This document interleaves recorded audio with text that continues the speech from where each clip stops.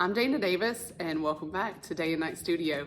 We're gonna do a hybrid lesson where we start our self-portrait in a way that I hadn't really thought of before, but it's working really well for me and my students. In this lesson, we're gonna take our photo reference, we're going to enlarge it with the grid and draw it out, and then we are gonna transfer our own drawing to a fresh paper surface. In this way, we don't have to fight getting rid of the grid the whole time as we draw. We can transfer our own drawing that we've already done, we've already gridded and enlarged, and have a nice, pristine surface for shading and smooth value change. I know that sounds like a lot, but it's very helpful. So hang with it and you'll see how we get such a good result doing this extra little step and making our paper really nice and professional.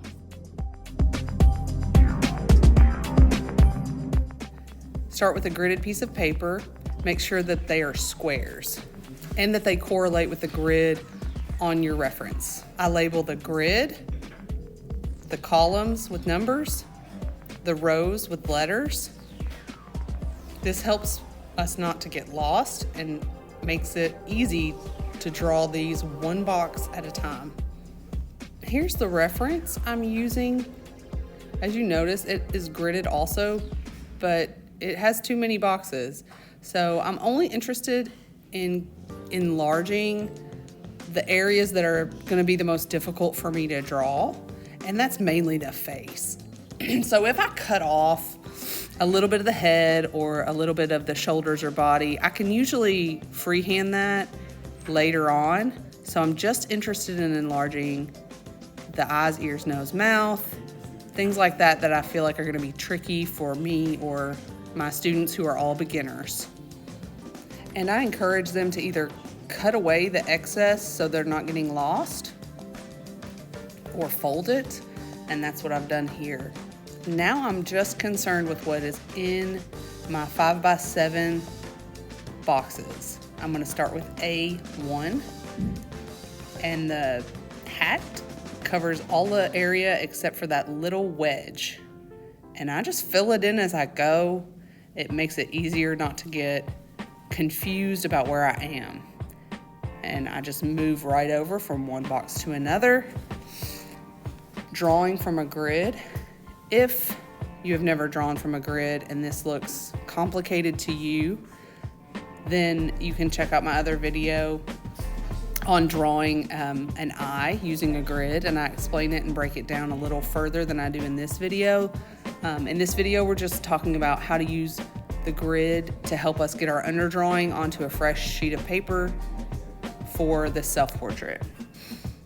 Some of the students that I have that struggle with areas of this even gridded section that have a lot going on, maybe it's a box like that one that's really full of detail, I will encourage them to just go ahead and divide it further.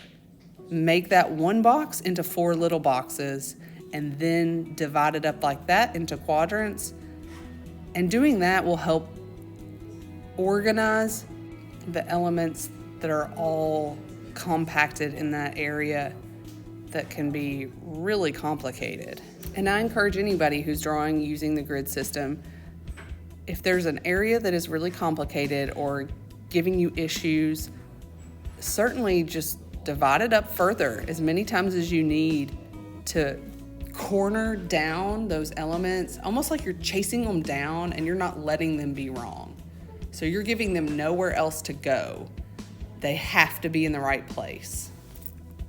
And once I feel good about the placement of these different elements, and glasses and eyes are just really difficult because they're busy, they're extra accessories. So getting the placement of the mouth and the nose is really about where the lips meet and about where the nostrils are. So I want to get those in there because those are important pieces to my puzzle that is this drawing. You can shade this, but again, I'm not transferring the shading. It's just helping me confirm if I have the right placement. Then I want to go ahead and put those darker lines on there because I'm about to trace my own drawing. Like me, and when you're drawing, you tend to move things around to try to get them right. It will destroy the surface of your paper.